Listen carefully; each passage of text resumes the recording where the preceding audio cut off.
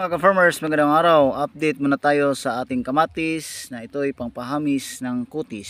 Yung bunga ay pangpahamis. Yan. So ngayon mga ka-farmers, update na naman tayo sa ating kamatis.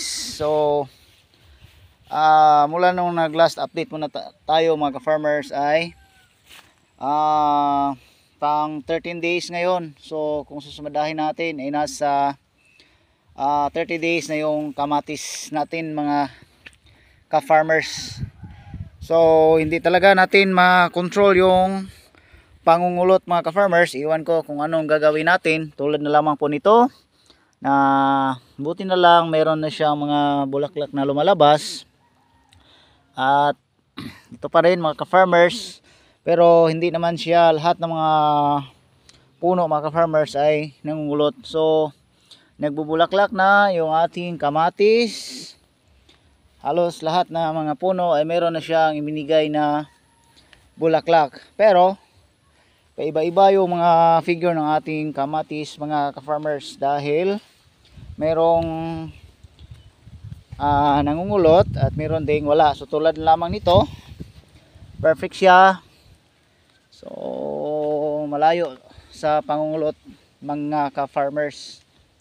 So binilang po natin lahat ng hindi nangungulot ay nasa 1,500 na puno mga ka-farmers. Hindi po ito seryosong pang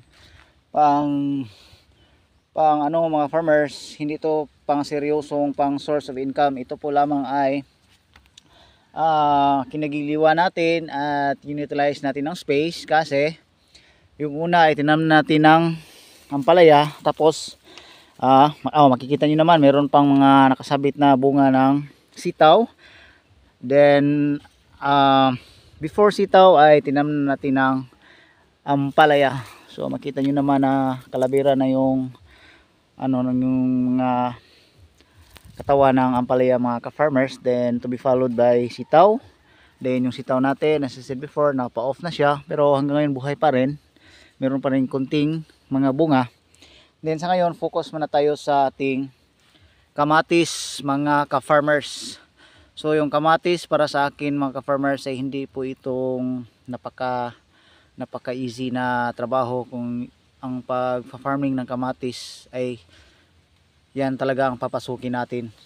So sa akin pong eksperimento at sa akin pong karanasan dito sa aming area mga ka-farmers ay hindi po talaga basta-basta mag-ano ka ng kamatis, mag-alaga. So tulad na lamang po nito mga farmers, hindi ko alam kung ganito ang nangyayari sa kanya.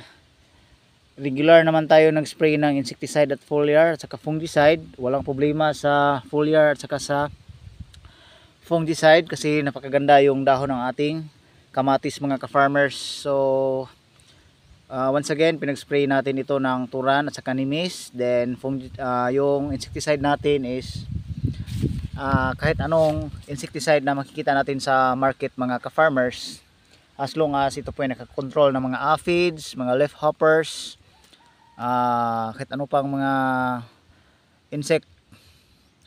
So ito po yung mukha sa ating kamatis mga ka-farmers. Halos bawat mga puno meron na siyang mga bulaklak. So next week siguro po ay ma-form na yung bunga nila. So iwan ko kung kailan, at siguro next week. So ito po yung mukha ng ating kamatis mga ka-farmers. Nakaschedule na po ito na bitay natin. Dapat nakatali ito sa rami or astrobag, or basta dapat ihang natin yung kamatis natin mga ka-farmers. Yan, so ito po yung mukha ng ating kamatis. Hindi po ito perfect mga ka-farmers ha. Base sa inyong makikita ay napakaganda tingnan, ngunit meron talaga itong pangungulo. So okay, so dito po mga ka-farmers ay talagang maganda tingnan yung ating kamatis, pero meron talagang pangungulot. So alam nyo mga farmers, yung kamatis is napakatagal alagaan kasi it takes 90 days before mo makikita yung bunga nila. 90 days after makikita muna yung bunga nila. Napakatagal mga ka-farmers. So kailangan natin meron tayong another source of income na maka-generate na pang sustain sa ating pang araw-araw mga ka-farmers. At yung kamatis ay hindi maganda para sa akin na hindi madaling mag-generate ng pera. Ngunit kapag tayo na po nakapag-harvest mga farmers, tuloy-tuloy na po. Pero it takes time talaga. So hindi parehas sa ibang mga vegetables mga ka-farmers na it takes 45 days makapag-harvest na po tayo. Tulad na lamang po ng mga sitaw, siling pansigang, at saka yung ampalaya. So kaya nga nag-min days tayo ng ampalaya mga farmers. Kahit anong mangyari, win and loss, hindi talaga bibitawan natin yung ampalaya kasi doon tayo nagiging eksperto.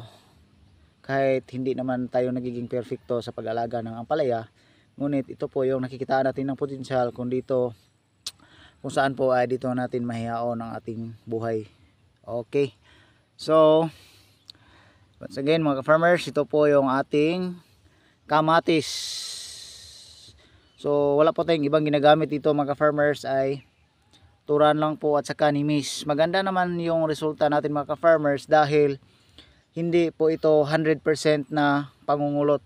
Hindi katulad ng iba nating mga kapitbahay dyan na tomato farming ay zero lahat mga farmers.